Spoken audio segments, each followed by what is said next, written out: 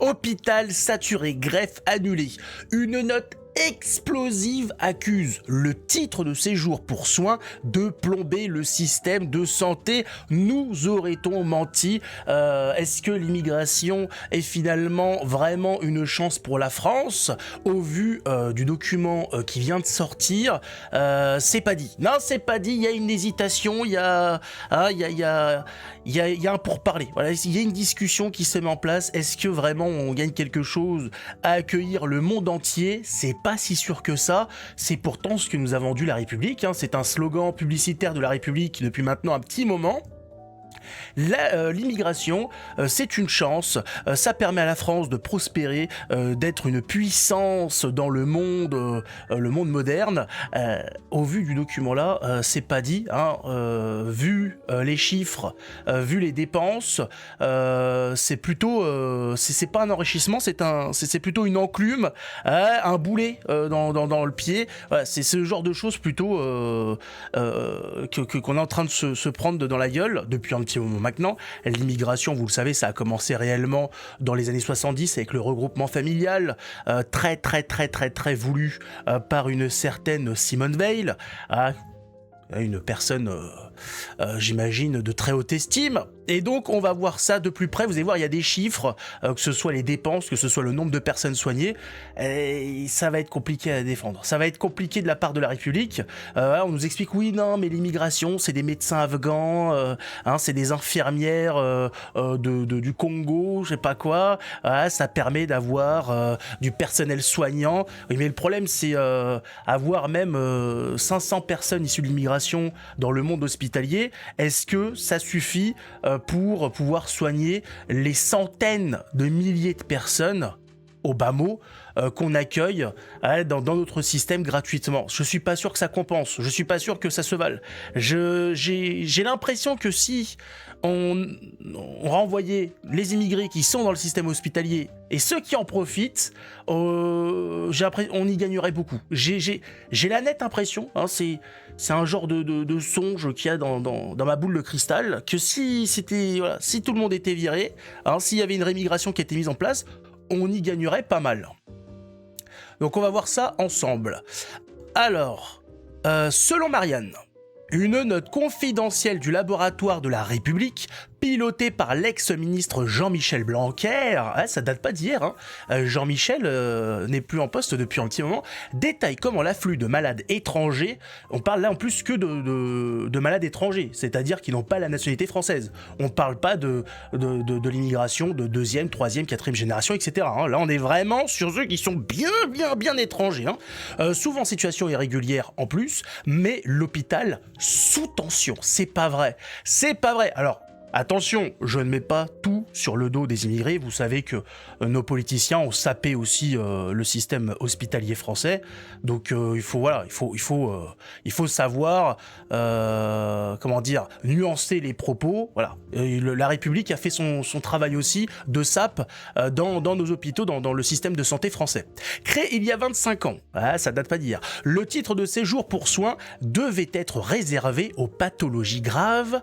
Malheureusement, on va le voir, ça c'était au début. Son champ s'est élargi et entre 2017 et 2024, 228 000 demandes ont été déposées avec 58% d'avis favorables. Ça c'est le début de la pépite. Ça a fait beaucoup. Faute de transparence, le coût du dispositif de titre de séjour pour soins n'a jamais été quantifié ou publié par l'assurance maladie. Voilà, c'est des dépenses, on n'a aucune idée de ce que ça représente réellement, globalement. Voilà, on y va, on envoie du fric. Pour l'aide médicale d'État AME, la dépense est passée de 139 millions d'euros en 2000 à 1,2 milliard d'euros pour plus de 440 000 bénéficiaires aujourd'hui. Ça 440 000 personnes qui nous coûtent 1,2 milliard. Je rappelle qu'on parle là que d'immigrés. On parle de gens qui n'ont pas de papier français, rien, illégaux, légaux et compagnie. Juste ça, ce petit nombre-là, ce petit demi-million de personnes, on est même pas à 500 000 personnes, nous coûte 1,2 milliard d'euros. À ce qui paraît, on peut pas faire on n'arrive pas à faire des économies. J'ai l'impression que là, il y a quand même quelques économies à faire par-ci par-là. Juste avec 400 000 personnes, tu fais déjà 1 milliard d'économies, c'est sympa. Et sans compter qu'on libère en plus du temps dans les hôpitaux, chez les médecins et tout. Il faut prendre tout le bénéfice de la chose. La saturation se traduit par un effet d'éviction. Parfois, des services médicaux et hospitaliers procèdent à des choix contraints. Eh oui, malheureusement, des fois, vous avez votre enfant, votre proche, qui est mis de côté. Son intervention, son opération est mise de côté parce qu'il y a un migrant qui a débarqué, qui a quelque chose de plus grave ou d'équivalent. Et donc, on décide de le faire passer. Et malheureusement, des fois, ça peut se traduire par la mort de votre, je sais pas, frangin, frangine, enfant, papa, maman, que voulez-vous, c'est le système républicain, c'est les autres avant tout. On a changé de perspective, faut se le rappeler. Nous sommes passés de cette... avant les droits de l'homme, on était sur charité bien ordonnée commence par soi-même. Voilà, petit credo catholique. On est passé à la République, aux droits de l'homme, où c'est le monde entier prioritaire sur nos semblables.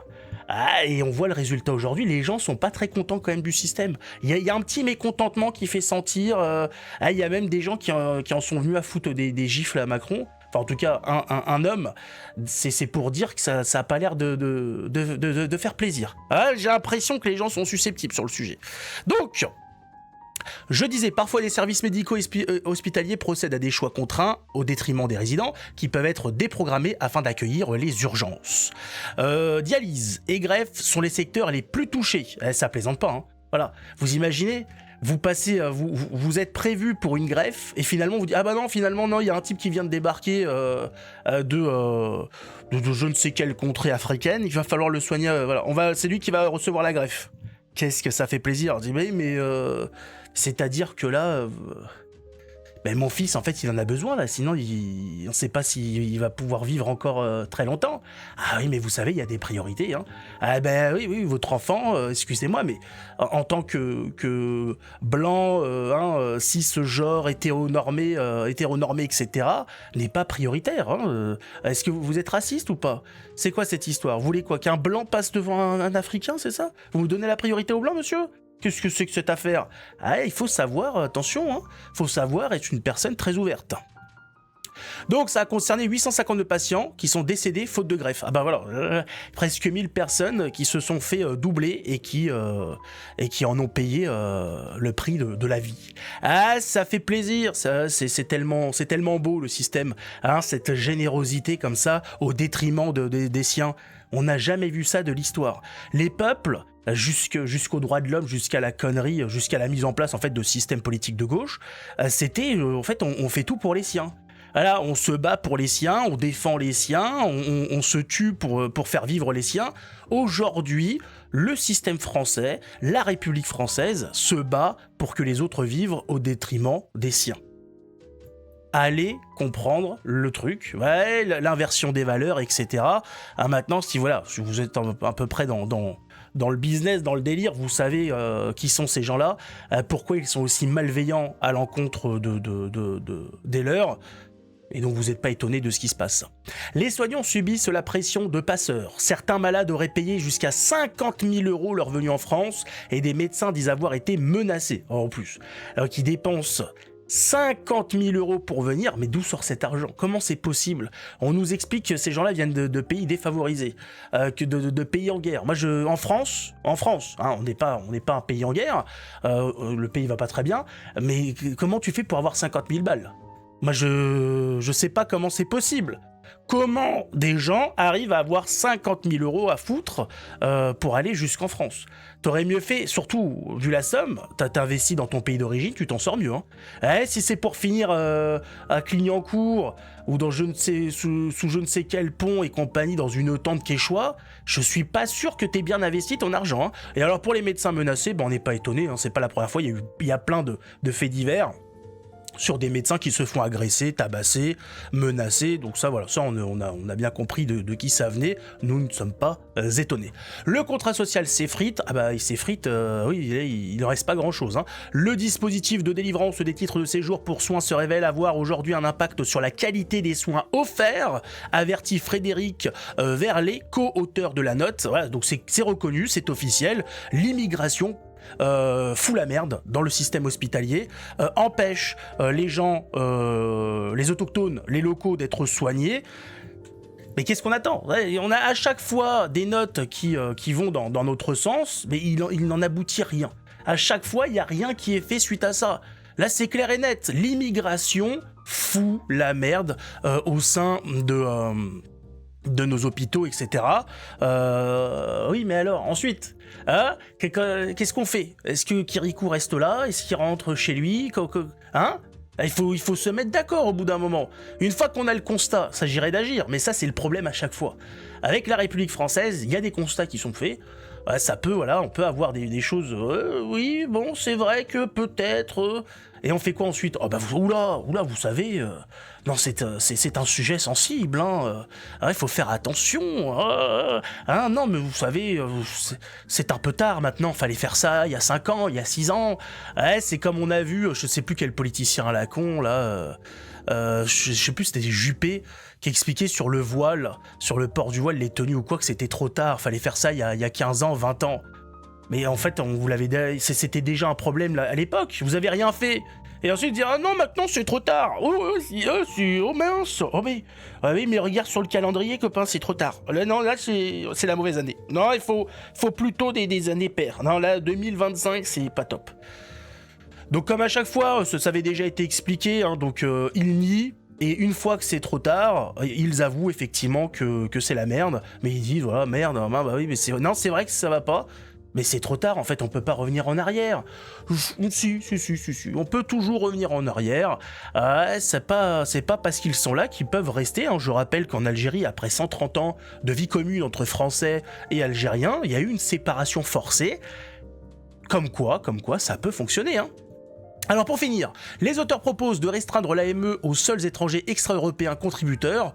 Je propose de supprimer simplement l'AME, ça va plus vite, c'est moins de paperasse, c'est moins de gens qui s'occupent de ça, voilà, ça fait des fonctionnaires libérés et tout. Genre je pense, voilà, il faut enlever, c'est une... Voilà, non mais franchement... Hein, arrêtons de vouloir toujours restreindre, il y a des trucs qu'il faut supprimer. Il faut savoir se séparer de biens, de services qui ne mènent nulle part. Je vois la République, ils ont un petit peu cette maladie là d'accumuler. Je sais plus comment ça s'appelle cette maladie. Ce toc là de vouloir tout accumuler. Je pense qu'au bout d'un moment il faut savoir dire stop, dire au revoir. Au revoir l'AME, ça a même pas été sympa en fait, hein. Ça a été une vie conjugale un peu chiante. Voilà, donc tu comprends bien qu'il va falloir s'arrêter là. Hein, au revoir. Hein, on se serre la main quand même. Allez, ciao, ta gueule. Tout simple.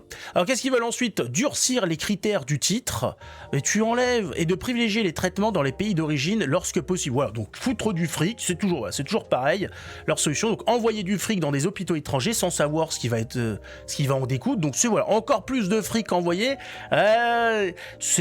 Pourquoi pas, il y a de l'idée, hein, voilà. On aura des hôpitaux comme ça qui vont pouvoir faire du trafic. Ils vont dire, oh là là, allô Paris, oui, on a plusieurs malades là. Si, nous avons une quinzaine d'hommes avec des kystes aux ovaires.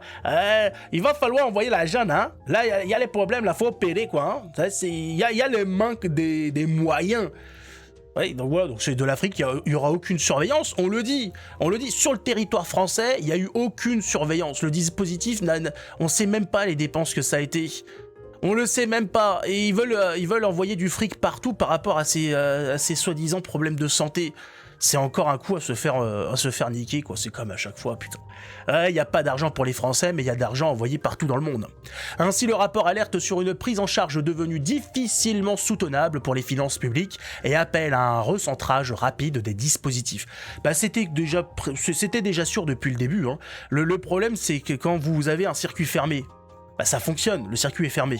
Voilà, c'est le principe des mutuelles, ceux qui ont le droit, c'est ceux qui cotisent. Voilà, c'est tout bête, c'est bête et c'est simple. Le problème, c'est qu'à partir du moment où le circuit est ouvert, voilà, c'est-à-dire même les gens qui cotisent pas y ont droit, ah bah c'est fini en fait. Hein. Voilà, là c'est le trou sans fond et on voit aujourd'hui, hein, on dit ah c'est bizarre quand même. Hein. Tout le monde a le droit à être remboursé dans le système de santé français, principalement les étrangers. Ils ont plus de remboursement que les Français eux-mêmes. On comprend pas, il y a plus d'argent. Ouais, c'est incompréhensible. Pourtant, j'ai appris les additions et soustractions, c'est vrai que j'ai du mal. Ouais, il y a 50 000 adhérents, 50 000 personnes qui cotisent, 200 000 personnes qui en profitent. Comment c'est possible qu'il y ait un trou? Je ne sais pas, c'est très bizarre.